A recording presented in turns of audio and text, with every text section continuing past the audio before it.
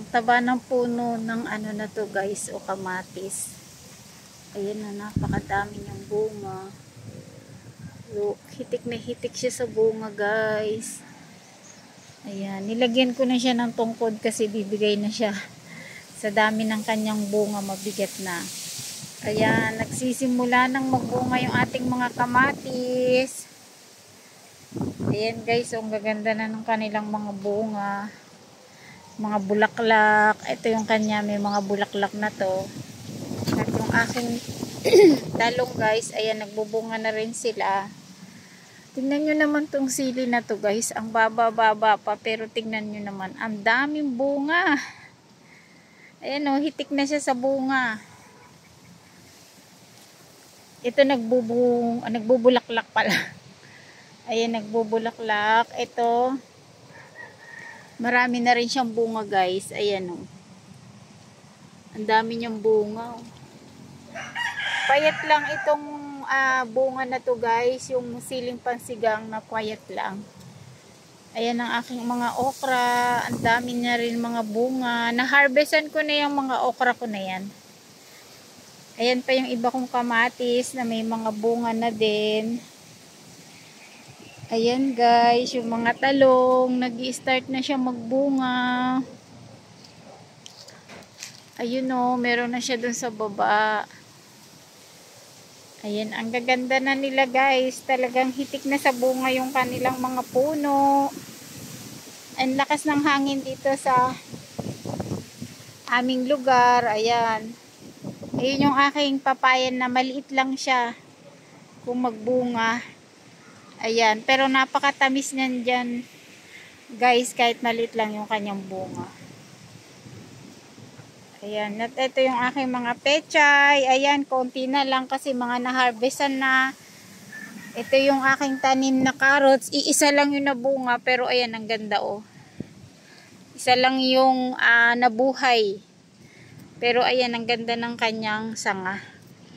Ayan yung aking mga pechay, mga butas-butas guys, kasi hindi ako nag-spray ng para sa mga pesticide. Ayan yung matandang talong ko na guys. Ayan. Ito naman yung ating mga kamatis.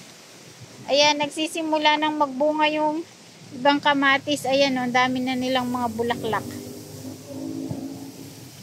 Ayan yung aking iba pang pechay na konti na lang dahil na-harvestan ko lagi. At nung nakarang araw may pumuntang bisita galing Manila, pinag-harvest ko sila ng pechay. Ayan guys, may nabuhay akong pakwan. Ayan ang aking mini backyard na halaman ng mga gulay. Ang ganda-ganda nila guys.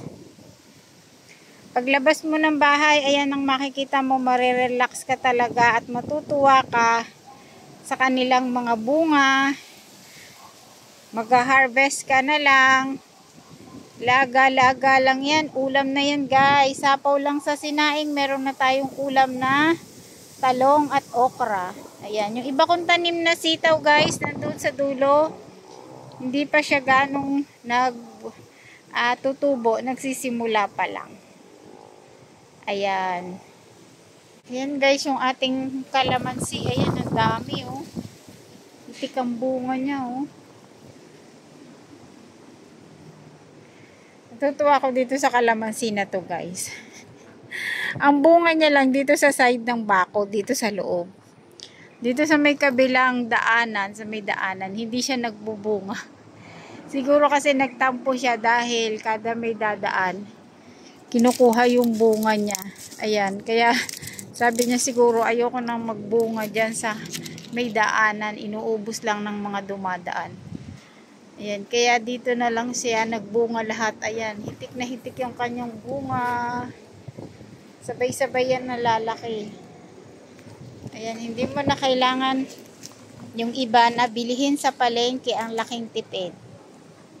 Ayan, pag dito pa lang guys, matatanaw mo na ang ganda na ng kanilang mga itsura. Makikita mo talaga na ang lulusog ng kanilang mga puno at mga bunga. Ayan. Ayan ang aking mini backyard guys. Ayan, nagkakabulol-bulol na.